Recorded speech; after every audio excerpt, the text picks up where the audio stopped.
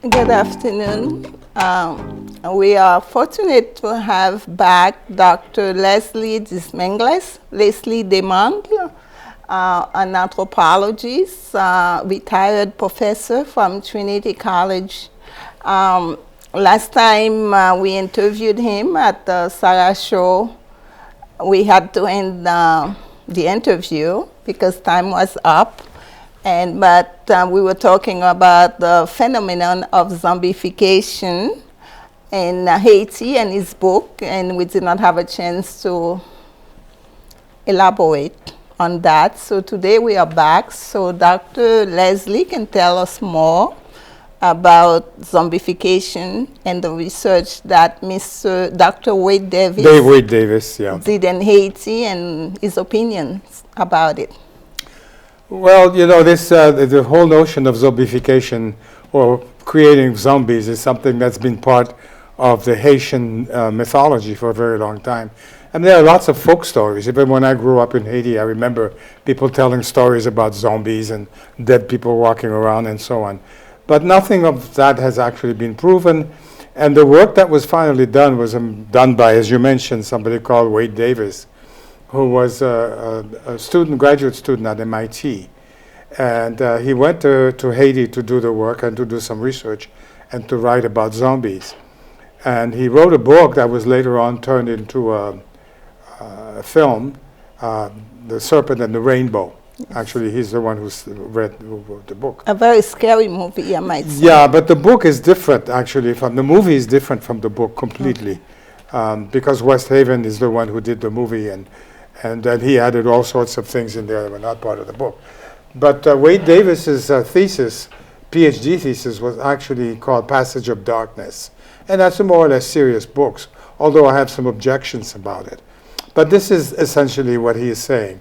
He's saying that there is a formula that the people are using that they can administer to people, and it's kind of a powder that they administer to the person, and the person goes into a state of zombification. In other words, that the person, all vital signs of life are absent, and therefore the person could be pronounced dead and buried. Sometimes, according to the story, funerals are done for the person, and then later on that same night, then the so-called the zombie maker goes to the grave and then has an antidote, which is salt, that he gives to the person, and then the person comes to life. But zombies are usually considered slaves, so they're usually used as people to work on the plantations, and then don't need to be fed or don't need to be, according to the myth, they don't need to be taken care of either. I mean, they take care of themselves. Well, this is part of the mythology or part of the folk stories, and this is what Wade Davis studied. Now the question is, what is that powder? What is it composed of? Well, the powder is made of the pufferfish. So during the reproductive cycle of the pufferfish,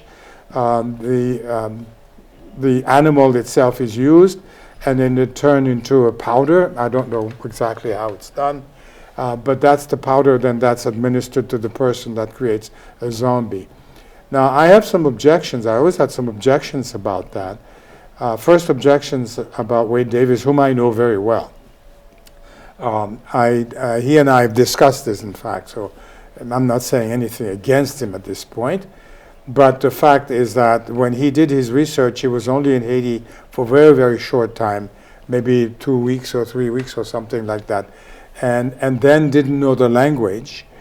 And and he also had paid his informants for the information.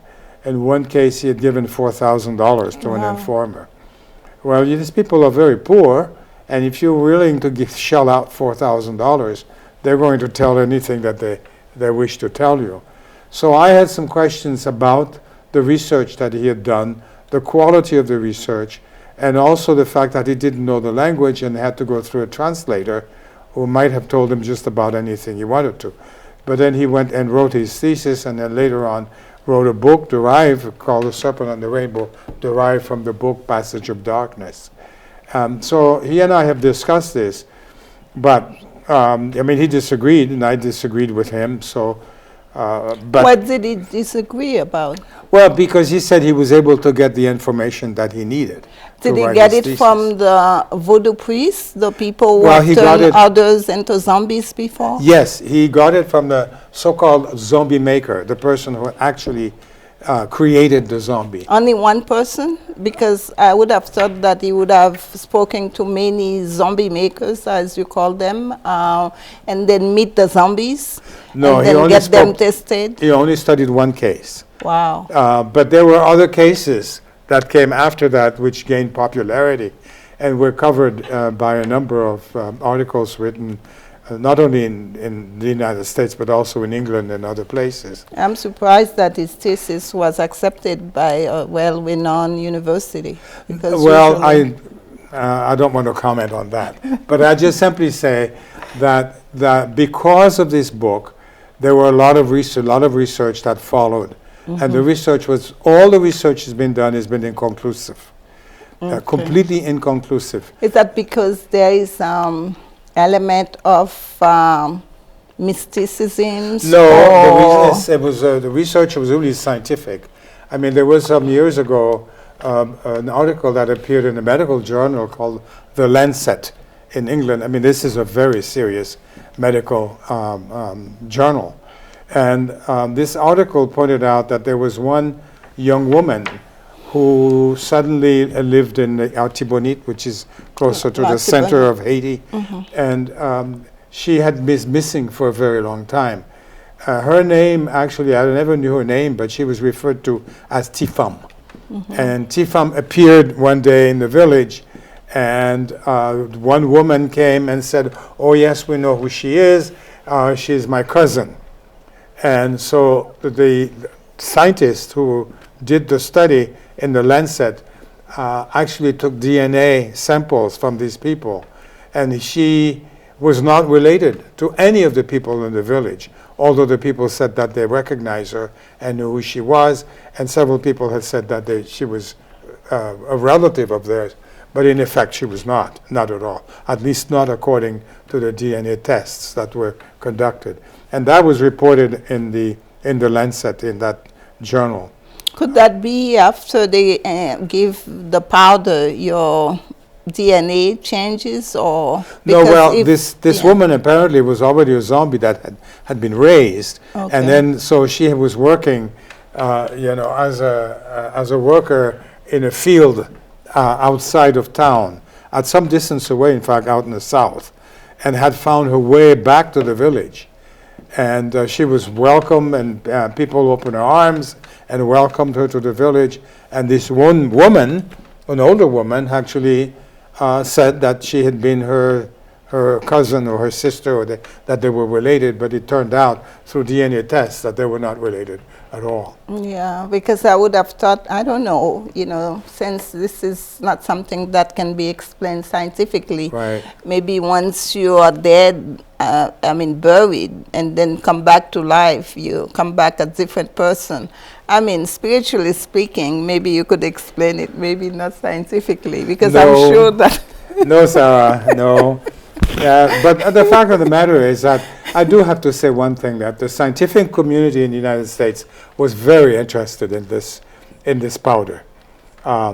When Wade Davis came back from his research, I remember very well back in the 1980s, he had come back from his research, and he had returned back with about 7 vials of this zombie powder.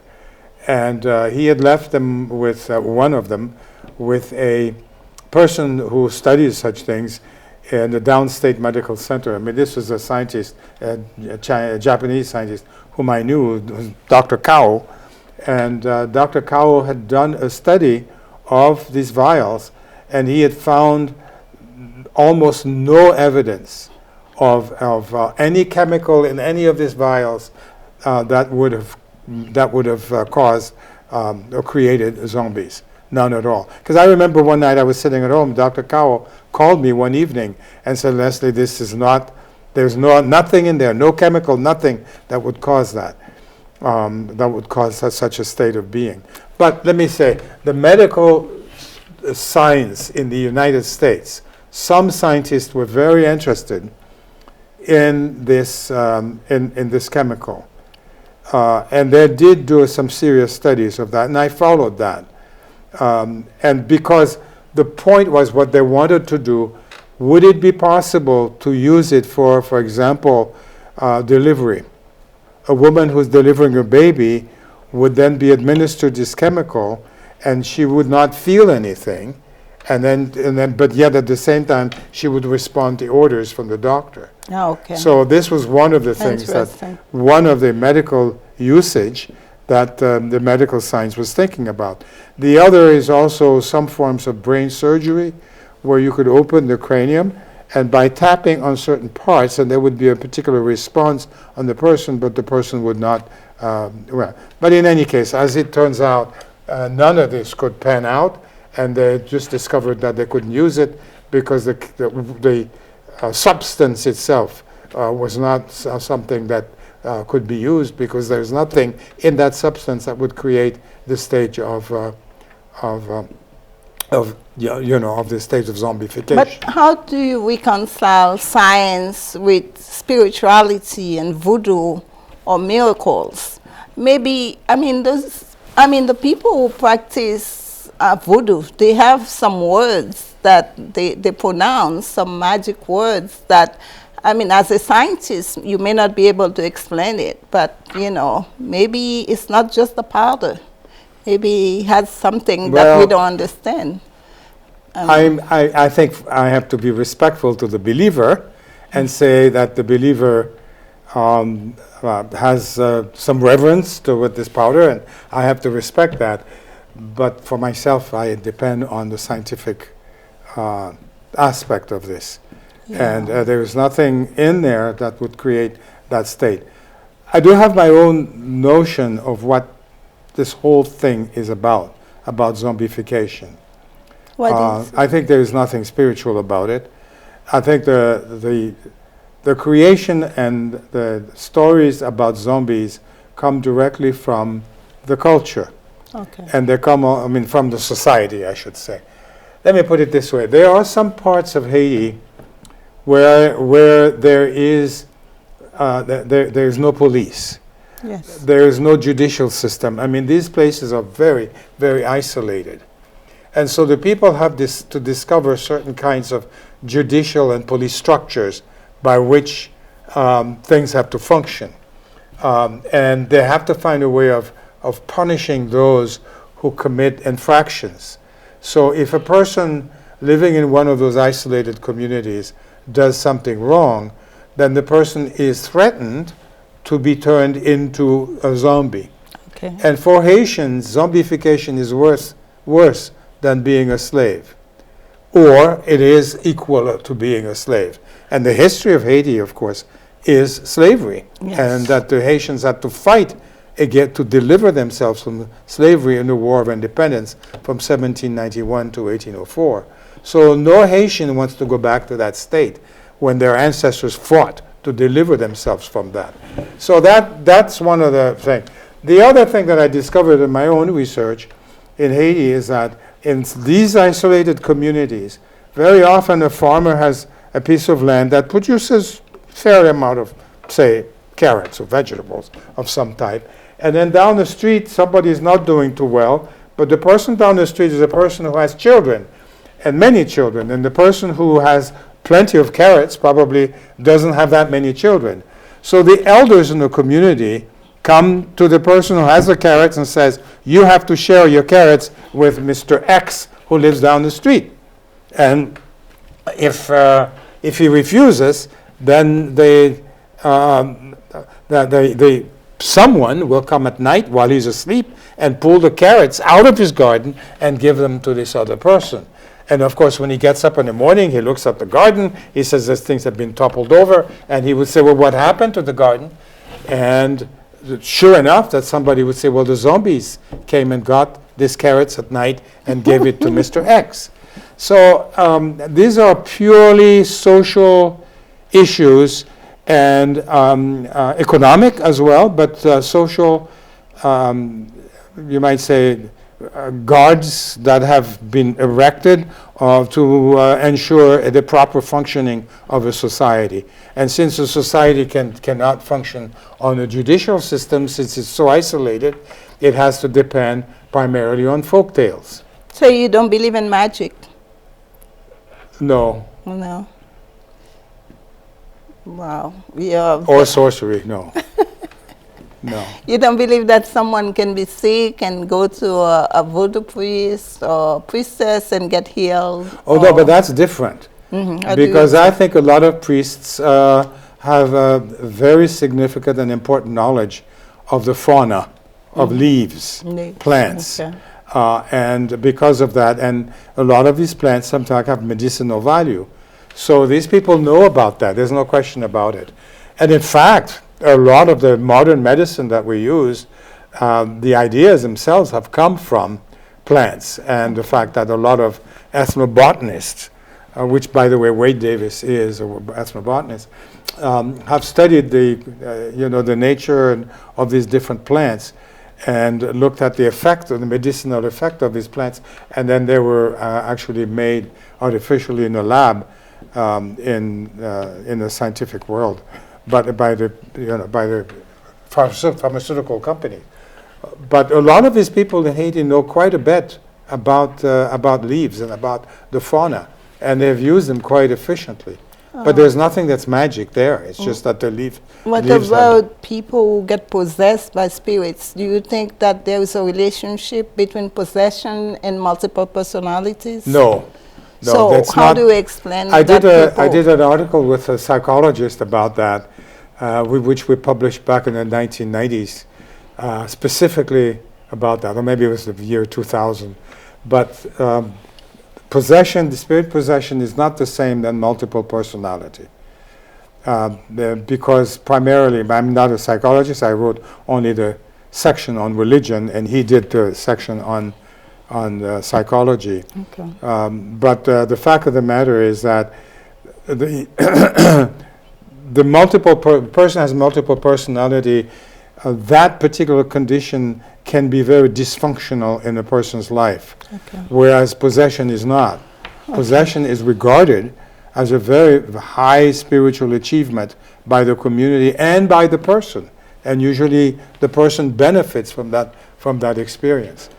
Now, whether there is actually a spirit that invades the person's body is rather doubtful, but I think it's possible for a person to work himself out based on belief to actually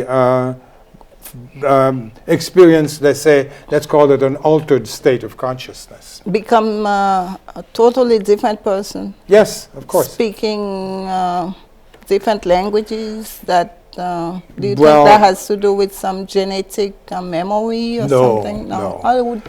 How would you explain that? Because the person speaks a different language, but it's not a language that's actually known or spoken anywhere in the world.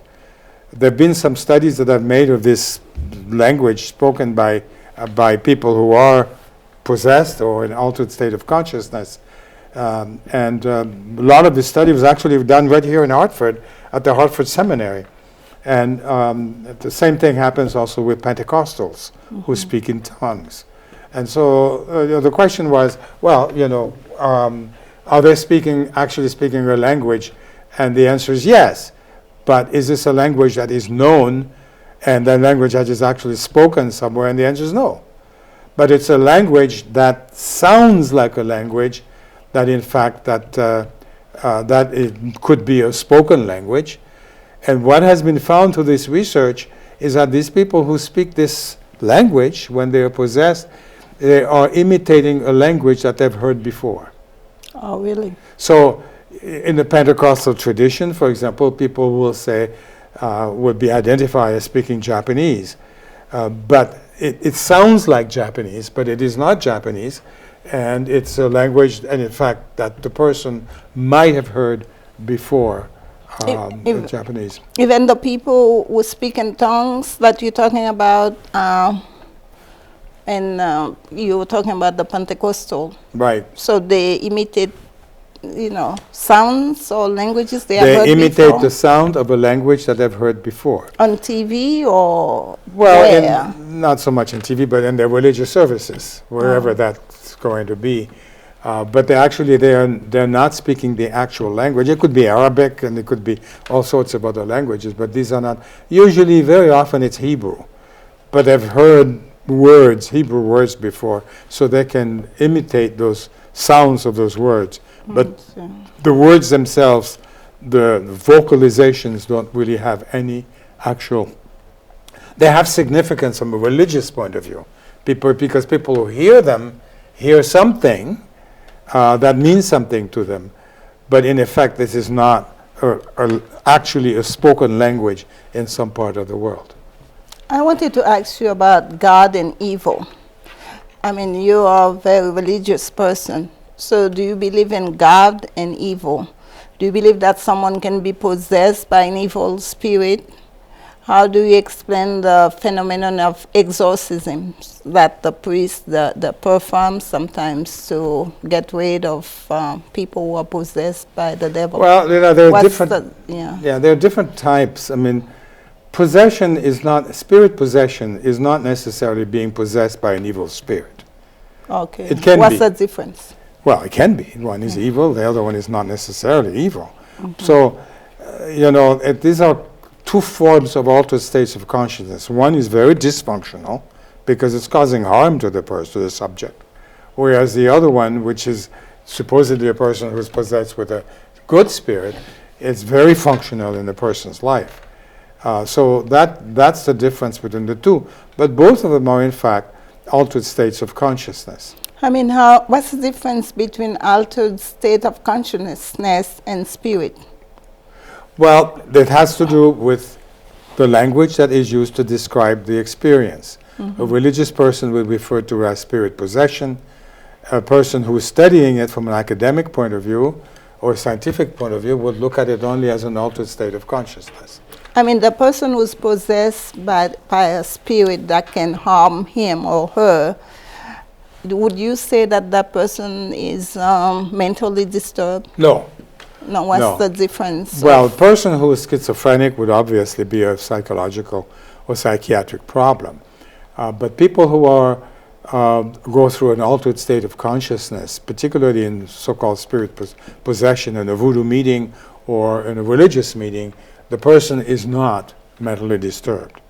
This is simply a belief that the person can enter into that state, and in the end, the person does enter into that state of altered state of consciousness, as I said, which is considered a very high spiritual achievement. So that's the distinction. The distinction is that this altered state of consciousness is good, whereas something that's considered evil, although it may also be religious in that sense, within the context of religion, that is an altered state of consciousness that is considered very harmful or dysfunctional or harmful to that person, to the subject. But people who are spirit possessed by a good spirit, the community does not try to exorcise them, because the spirit has to work its way through the experience and then to come out of the person. Whereas a person who is considered to be in an altered state of consciousness with an evil spirit, then that person has to be exorcised. I mean, I wonder if the people who are possessed by either good or evil spirits, if they hear voices, like in the Bible, there are prophets who heard voices of God telling them to go to places and then evangelize other people, or how do you, make the difference? How do you know if you're hearing the voice of God or the voice of... The people who are spirit possessed, say in the context of voodoo, there are different types of possession, spirit possession. But in the context of voodoo and a lot of religions, the person speaks, but it's the God that is actually speaking. Okay. So the person doesn't hear a voice. Okay. Because the whole, supposedly from point of view of the belief, the spirit enters the person's body, Okay. invades that body, and uses that body, the person as an agent. Okay. So when the person opens his or her mouth to speak, it's a spirit actually speaking. It's Okay. not the person. Okay. Because the person's ability to speak is dissipated. The person's personality is dissipated and replaced by the personality of the God, of the spirit. So that's a difference. The same thing happens also with altered states of consciousness of spirits, where people are said to be possessed by an evil spirit. They don't hear voices. It's a spirit that actually speaking. Through them. Yeah. Telling them what to do. Right. Or sometimes do things that they don't remember. Right. But most often they don't remember. But the case of the prophets in the Bible is different, because these people were actually hearing voices. Mm-hmm. So they were still continuing to be conscious when these voices were speaking to them.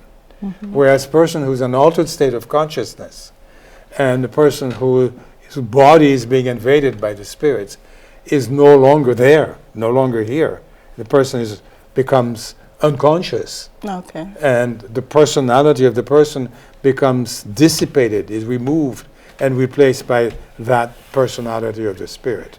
I mean, with all the scientific advancement today, sometimes I wonder if Jesus or one of the prophets, came back, if they would not end up in psychiatric facilities. I mean, because how do you explain with science telling someone that I'm hearing voices or God is speaking to me, or what would people now believe? I mean, that's still the case, isn't it? I mean, things haven't changed that much. There are still people who say that they are hearing voices and that God has appeared to them. And there are certainly kinds of moments where people see visions. So that happens. I mean, it's not something for a lot of people that happens every day. It only happens at certain periods or certain times. The same thing can also be said about dreams. And there are various cultures of the world where dreams are very important. Certainly, I think throughout Africa, and you would know that because you were in Africa, you lived there for a while. Mm-hmm. But the dreams are very important in Africa, and Haiti also the same thing. And dreams have to be interpreted. But visions also have to be interpreted because they mean something. And some dreams do come true. Some. And how do you explain that? I don't know. I can't. I don't think you can say that a person who has a vision or that automatically that the person is mentally disturbed. No, I'm not saying that, but I said that with everything now is scientific, and there are things that cannot be explained. And from what I can see, everybody's trying to explain things scientifically, not taking into consideration that there are things that we are not aware of and we have not been able to understand beyond our understanding. Well, that may be true, but science cannot assume that there are spirits. Yeah, because science is based essentially on observation. Yeah, exactly. So for everything, all that we cannot explain, I'm going to say that we will have to continue the conversation because many things we are unable to explain, and even after this interview, I'm still, I still have more questions, and because we have to go, so I will have to say thank you for coming. Yeah, and we will continue with the conversation off camera because we have to go. This is Sara the Graph for another edition of the Sara Show.